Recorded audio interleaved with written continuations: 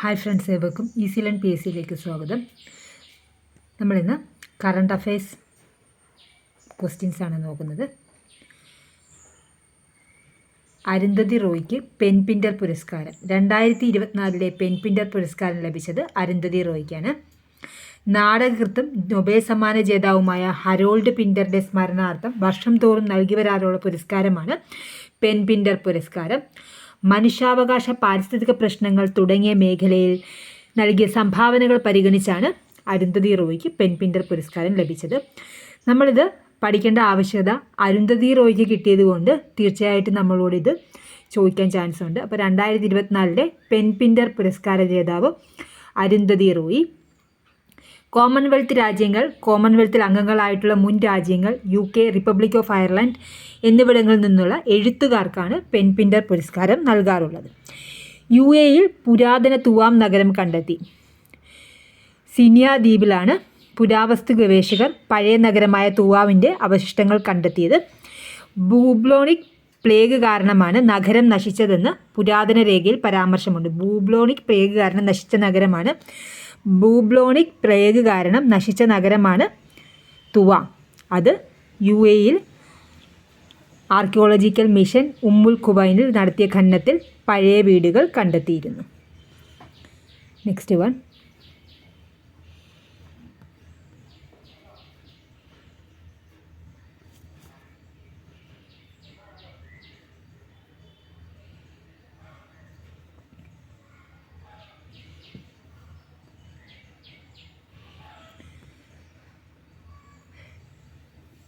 മെക്സിക്കോയിലെ ആദ്യ വനിതാ പ്രസിഡൻ്റായി ക്ലോഡിയ ഷെയിൻബോമിനെ തിരഞ്ഞെടുത്തു. മെക്സിക്കോയിലെ ആദ്യ വനിതാ പ്രസിഡന്റ് ക്ലോഡിയ ഷെയിൻബോം.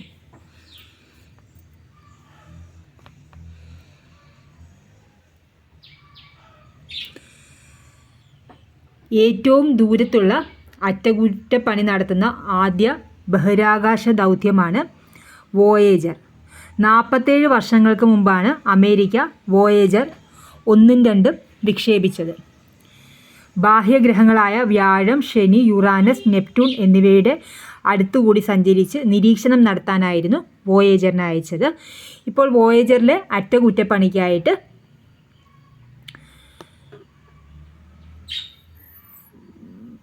അറ്റകുറ്റപ്പണികൾ നടന്നുകൊണ്ടിരിക്കുകയാണ്.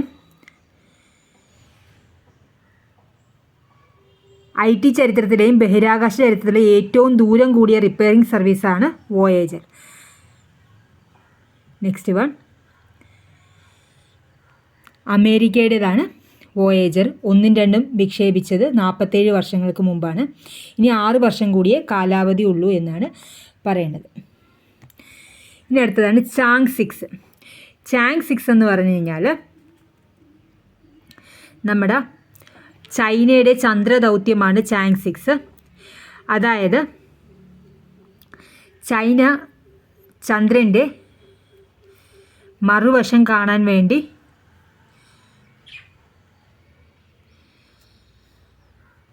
അയച്ച ദൗത്യമാണ് ചാങ് 6 എന്ന് പറയുന്നത്. ചാങ് 4, ചാങ് 5, ചാങ് 6 ഇത് മൂന്നും ചൈനയുടെ ചന്ദ്രദൗത്യങ്ങളാണ്. സാധാരണയായി ചന്ദ്രൻ്റെ നമ്മൾ കാണുന്ന വശത്ത് തന്നെയാണ് ആളുകൾ പോയി ഇറങ്ങുന്നതും പരീക്ഷണങ്ങൾ നടത്തുന്നതും. അതിൻ്റെ മറുവശത്തെ പരീക്ഷണം വളരെ കഠിനമേറിയതാണ്. പക്ഷെ ചാങ് 6 എന്ന് പറഞ്ഞ ദൗത്യം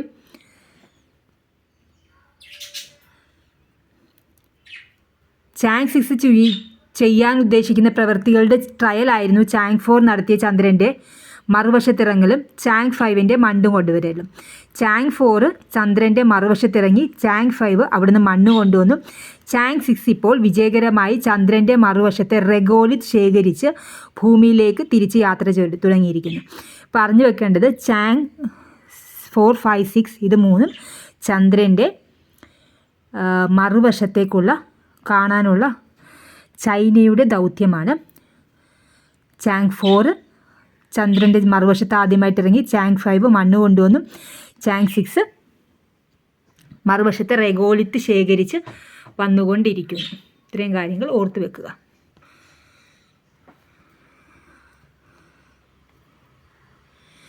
നെക്സ്റ്റ് ആണ് ഗ്യാസ്ട്രോ ഡിപ്ലോമസി. ഗ്യാസ്ട്രോ ഡിപ്ലോമസി എന്ന് പറഞ്ഞാൽ നമ്മൾ ഭക്ഷണത്തിലൂടെ ഭക്ഷണവും സംസ്കാരവും തമ്മിൽ ബന്ധിപ്പിക്കുന്ന ഒരു സംഭവമാണ് ഗ്യാസ്ട്രോ ഡിപ്ലോമസി എന്ന് പറയുന്നത്.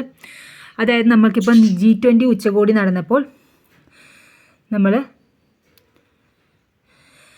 ഒരു വിരുന്ന് നൽകിയിരുന്നു. അതായത് അന്താരാഷ്ട്ര ചെറുധാന്യ വർഷം പരിഗണിച്ച് ചെറുധാന്യത്തിന് പ്രാധാന്യം നൽകുന്ന ഭക്ഷണമായിരുന്നു വിരുന്നിൽ ഒരുക്കിയിരുന്നത്. ഈ ഭൗമസൂചിക പദവി ലഭിച്ച വസ്തുക്കളെല്ലാം പ്രദർശിപ്പിക്കുകയും അതുവഴി നയതന്ത്ര ബന്ധം ഭക്ഷണത്തിലൂടെ കൊണ്ടുവരുന്ന കാര്യമാണ് ഗ്യാസ്ട്രോ ഡിപ്ലോമസി എന്ന് പറയുന്നത്. ഗ്യാസ്ട്രോ എന്ന് വെച്ച് കഴിഞ്ഞാൽ ഉദരം, ഡിപ്ലോമസി എന്ന് പറയുമ്പോൾ നയതന്ത്രം. അത് രണ്ടും ഗ്രീക്ക് വാക്കുകളാണ്.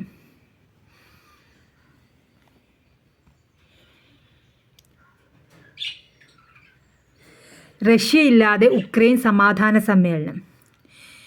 ഇത് നമ്മൾ അറിഞ്ഞിരിക്കേണ്ട ആവശ്യകത എന്താണെന്ന് വെച്ച് കഴിഞ്ഞാൽ ഉക്രൈൻ സമാധാന സമ്മേളനത്തിൽ ഇന്ത്യ ഒപ്പുവെച്ചിട്ടില്ല എന്നുള്ള കാര്യം നമ്മൾ പ്രത്യേകം ഓർത്തു വെക്കേണ്ടതാണ്.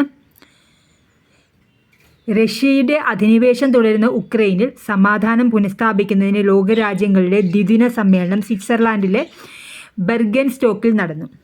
ഉക്രൈൻ സമാധാന സമ്മേളനം നടന്നത് സ്വിറ്റ്സർലാൻഡിലെ ബെർഗൻ സ്റ്റോക്കിലാണ്. 90-ലേറെ രാജ്യങ്ങൾ പങ്കെടുത്തു, പക്ഷേ റഷ്യയെ ക്ഷണിച്ചില്ല.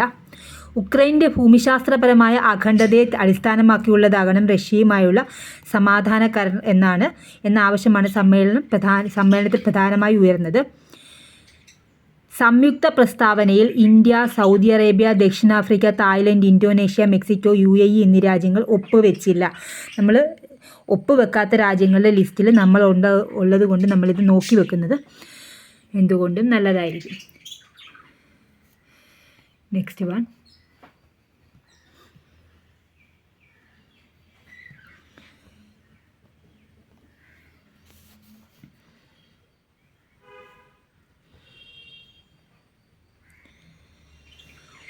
മെക്സിക്കോയിലെ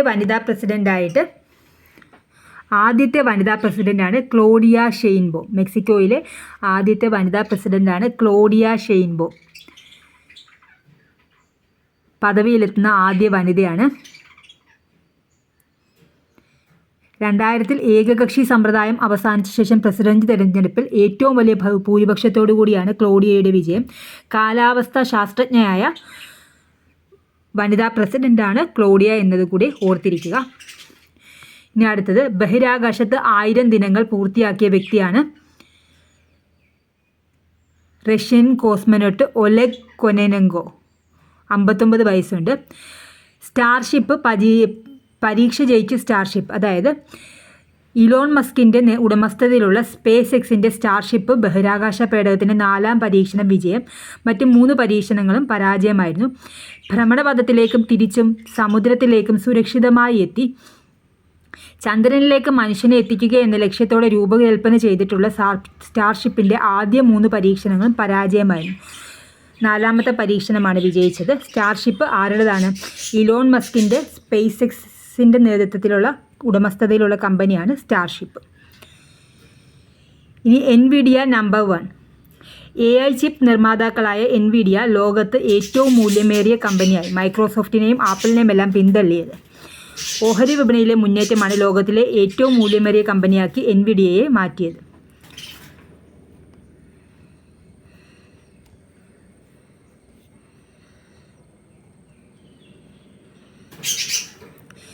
പുതിൻ കിം കൂടിക്കാഴ്ച. റഷ്യൻ പ്രസിഡന്റ് വ്ളാഡിമിർ പുടിനും ഉത്തര കൊറിയൻ ഭരണാധികാരി കിം ജോങ് ഉന്നുമായി കൂടിക്കാഴ്ച നടത്തി. 2000 ജൂലൈയിലായിരുന്നു ഏറ്റവും അവസാനമായിട്ട് പുടിൻ കൂടിക്കാഴ്ച നടത്തിയത്. 20 വർഷത്തിന് ശേഷമാണ് വീണ്ടും റഷ്യയും ഉത്തര കൊറിയയും തമ്മിൽ കൂടിക്കാഴ്ച നടത്തുന്നത്. ഇനി റാമഫോസയ്ക്ക് 2ാം ഊഴം. ദക്ഷിണാഫ്രിക്കൻ പ്രസിഡൻ്റായി സിറിൽ റാമഫോസ 2ാം തവണയും തിരഞ്ഞെടുക്കപ്പെട്ടു. റാമഫോസയുടെ ആഫ്രിക്കൻ നാഷണൽ കോൺഗ്രസും ഡെമോക്രാറ്റിക് അലയൻസും ചേർന്നുണ്ടാക്കിയ സഖ്യമാണ് ഭരണത്തിൽ. നെക്സ്റ്റ് വൺ, അന്താരാഷ്ട്ര ബുക്കർ പ്രൈസാണ്. 2024 അന്താരാഷ്ട്ര ബുക്കർ പുരസ്കാരം ജർമ്മൻ എഴുത്തുകാരി ജെന്നി എൻപെൻ ബെക്കിൻ്റെ കെയ്റോസ് എന്ന നോവലിന്.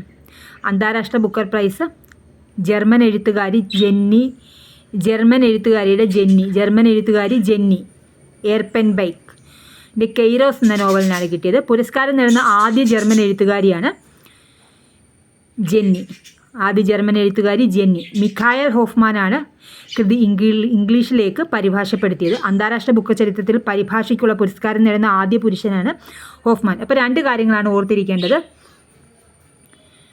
ആദ്യ ജർമ്മൻ പുരസ്കാര ജേതാവാണ്, അന്താരാഷ്ട്ര ബുക്കർ പുരസ്കാരം നേടിയ ആദ്യ ജർമ്മൻ പുരസ്കാര ജേതാവ് ജെന്നി എർപെൻബിക്ക്. കെയ്റോസ് എന്ന നോവലിന് ആദ്യത്തെ ജർമ്മൻ എഴുത്തുകാരിയാണ്. മിഖായൽ ഹോഫ്മാനാണ് ഇംഗ്ലീഷിലേക്ക് പരിഭാഷപ്പെടുത്തിയത്. അന്താരാഷ്ട്ര ബുക്കർ ചരിത്രത്തിൽ ആദ്യമായി പരിഭാഷയ്ക്കുള്ള അവാർഡ് ലഭിക്കുന്ന പുരുഷനാണ് ഹോഫ്മാൻ. മലാവി വൈസ് പ്രസിഡന്റ് കൊല്ലപ്പെട്ടു. കിഴക്കൻ ആഫ്രിക്കൻ രാജ്യമായ മലാവിയുടെ വൈസ് പ്രസിഡന്റ് സൊലോസ് ചിലിമ വിമാനാപകടത്തിൽ കൊല്ലപ്പെട്ടു. വിമാനം വനത്തിൽ തകർന്നു വീഴുകയായിരുന്നു. ഒപ്പമുണ്ടായിരുന്ന 6 പേരും മരിച്ചു. 2014 ആദ്യമായി ചിലിമ വൈസ് പ്രസിഡന്റ് ആയത്. മലാവി വൈസ് പ്രസിഡന്റ് ചിലിമ വിമാനാപകടത്തിൽ കൊല്ലപ്പെട്ടു. വിമാനാപകടത്തിൽ കൊല്ലപ്പെട്ട മലാവി വൈസ് പ്രസിഡന്റാണ് ചിലിമ. ചന്ദ്രൻ്റെ വിദൂര വശത്ത് ചൈന ഇറക്കിയ പേടകമാണ് ചാങ് E6. നിങ്ങൾ ആദ്യമായിട്ട് കാണുകയാണെങ്കിൽ തീർച്ചയായിട്ടും ഒന്ന് സബ്സ്ക്രൈബ് ചെയ്യുക, കൂട്ടുകാരിലേക്ക് ഷെയർ ചെയ്യുക, ലൈക്ക് ചെയ്യുക. ചന്ദ്രൻ്റെ വിദൂരവശത്ത് ചൈന ഇറക്കിയ പേടകം ചാങ് E6 വേൾഡ് എക്കണോമിക് ഫോറത്തിൻ്റെ 2024 ഗ്ലോബൽ എനർജി ട്രാൻസിഷൻ ഇൻഡെക്സിൽ ഇന്ത്യയുടെ സ്ഥാനം 63. വേൾഡ് എക്കണോമിക് ഫോറത്തിൻ്റെ 2024 ഗ്ലോബൽ എനർജി ട്രാൻസിഷൻ ഇൻഡെക്സിൽ ഇന്ത്യയുടെ സ്ഥാനം 63. നിങ്ങൾക്കിത് ഉപകാരപ്പെടുന്നെങ്കിൽ തീർച്ചയായും ലൈക്ക് ചെയ്യുക, ഷെയർ ചെയ്യുക, സബ്സ്ക്രൈബ് ചെയ്യുക. Thank you for watching.